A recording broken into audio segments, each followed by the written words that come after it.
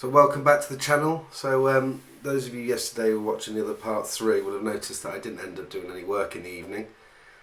So that's why the video stopped a bit abruptly. Yeah, welcome to part 4.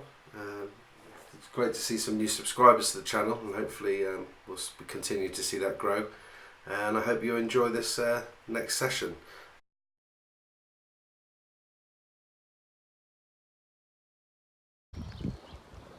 So a little update,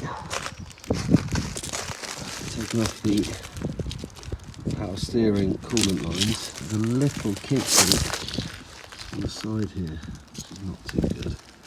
I don't think it's cracked. However, I might get one from the scrap car just to be safe. Other than that, the rest of it looks alright. The brackets I'm going to remove again. I've got them to be shot blasted and powder coated, possibly in black or silver. For now, I'll take this off and leave this in the garage. So there's a few more bits up here now. It's really beginning to look quite bare.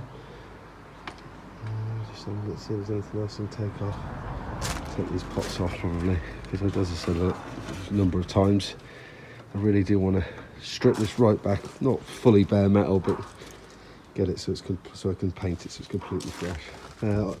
That's the oil cooler piping that I've removed. It doesn't seem to be of the best quality, but I'll probably end up putting it back on, to be honest. Some of the cooler, again, it's not great. One thing I haven't got for this car is a radiator, so that's something I'll have to source, probably just off a scrap Puma again. Try and get one of these in condition, or just buy a brand new one. I don't think it'll be too expensive from Ford. And the oil cooler, that's in really good condition. It's got these carbon attachments which made it fixed to the actual body of the car on here, as you can see. However, I'm not that happy with them, so what I might do is remove them from this and then just shape them a bit better, just so they look a bit smarter, really, just round off the edges. But I'll probably reuse them, because I think once tidied up they'll look pretty good. So yeah, garage is looking really full at the minute. I'll have to have a proper tidy up soon. But yeah, that's pretty good. Just have another look around, see what we can get off. I might undo this manifold now, as I mentioned earlier. That's another of the, well, it's got the power steering pump. So I'll undo that and remove that manifold. And then what I'll do is jack the front up, take the wheels off, look at lowering the subframe, take the drive shafts out, sorry, look at lowering the subframe, and then that will allow me to take the engine, the gearbox mount off, lift it up, get it out of the way. In fact, looking at it, if I drop the subframe and jack the car up, I might be able to just take the engine out underneath, which might be a little bit easier if I can jack the front up like this. But we'll see about that in a minute. Well, let's plod on for now and carry on with doing what I just suggested. Catch you in a minute. So I just noticed that the supercharger was loose. It wasn't really bolted on properly. This is the custom bracket that they've had made. So it lines up, the pulley lines up with the other auxiliary items.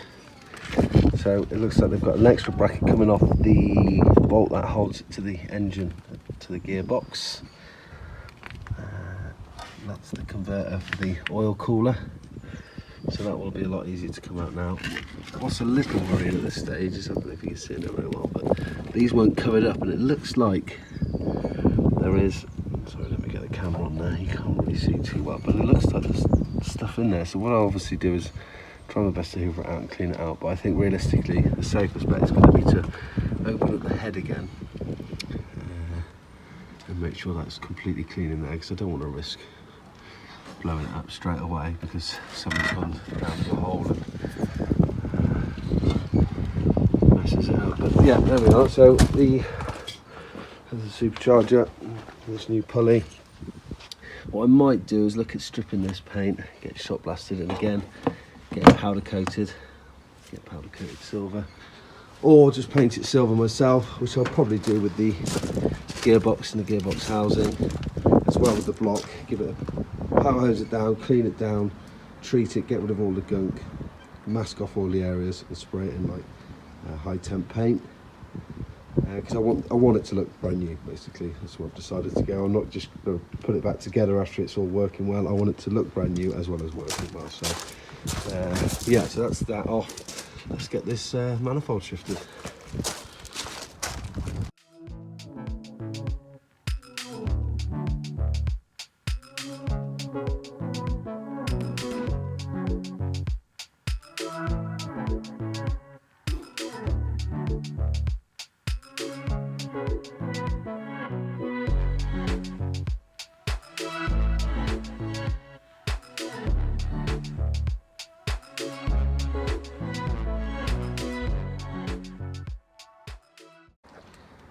Well, they said there's always one, and this is the one that, as you can see there, sheared straight off. I wasn't even putting that much effort into it, which is really annoying.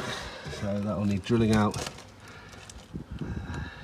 rethreading of sorts, but I'll just jump that bridge when I get to it. But that's a little bit annoying, but there we go. It's one of those things. As I said, that usually happens.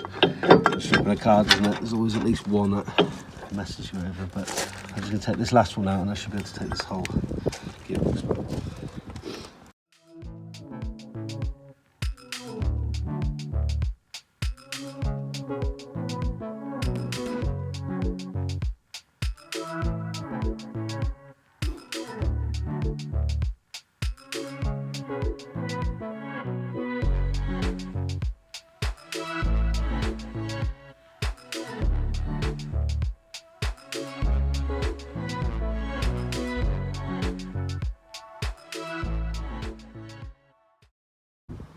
Okay, engine mount off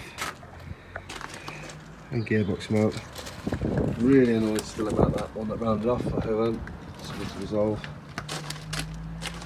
Engine literally free now, I just need to undo the subframe bolts. I'll try and get it out the bottom. If I can't, I will just undo it from the subframe and lift the engine up through the top. There's the gearbox mount. So another one for the pile to get shot blasted and powder coated. Got quite a collection coming up now. The idea is, hopefully, as I've said before, is get everything off that needs powder coated and give it all in one go. So including the rear beam, possibly some calipers, get them shot blasted and powder coated. Because I've got two sets for the rear. I've not pointed out the set on here. I've not even looked at these, to be honest. I don't know if they are the original Ford Racing Puma ones or some ST170, so I'll have to look into that. But again, I'll take all these off and get those powder coated and stripped as well, because I really want this body completely bare shelled so I can assess all the work that needs to be done on it. I'll probably take up when I do all the suspension. I'm going to get the coils off as well, the springs, get them powder coated, shot blasted. I mean, if there's a lot going, I may as well send it all. The rear beam, the axle, I believe that's called the caliper support, the hubs. Yeah, so plenty to do. So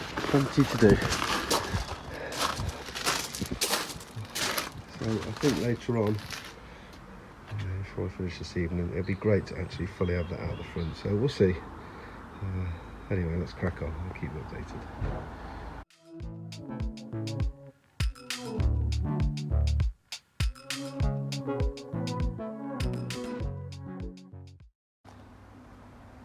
So as a little bonus, the wheels that I've got, the offset isn't quite right, and I knew I'd have to get some spacers to push the wheel further out because they are, I believe, the same width, but they sit further in closer to the shock. Now they may have been alright anyway, but I knew that the clearances, and to get it flush with the arch, I'd have to put a spacer in. Now the bonus being is, it looks like it's got 20mm spacers on it, which is great, so that's going to save about £50. But what I'm going to do for now is I'll take them off, have a look at them. It's actually marking on there, so but they look like 20mm spacers to me. So yeah, that's great. Let's get these Alcons off next.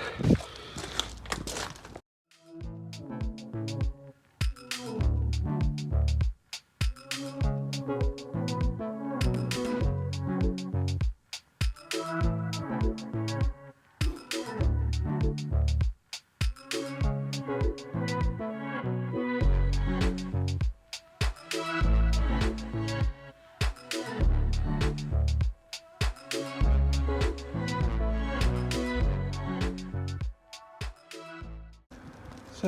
that was a nightmare. As happy as I was about having the spaces, even with a massive 4-foot breaker bar, I could only get one of the nuts off. So I'm not sure what I'm going to do with that. I have to get it in a vise and get a gun on it. I managed to pull out the drive shaft. I don't even think it's been used before. It was fitted and never actually used. So other than a bit of surface rust, it's in excellent condition. I'll probably, now me, I'll sand back that paintwork there. I'll either get it powder coated or paint it myself. I need to dismantle the shock, the coilover, separate all of this out and get that again. I'm sure as you're guessing by now, shot blasted and powder coated. And then yeah, having a bit of difficulty getting this brake line off here. I think I'm going to leave it to soak in some WD-40, but that's another big bit done. Next is to drop the subframe and repeat on the other side. But, yeah, I think I'm pretty much going to leave it there for now. I might have a little tidy up in the garage, but we'll see. Yeah, pretty much done. It's getting too dark now, as you can tell. But yeah, I'll leave you till tomorrow, where I'll tackle the other side. But for now, you know what they say, put your tools away.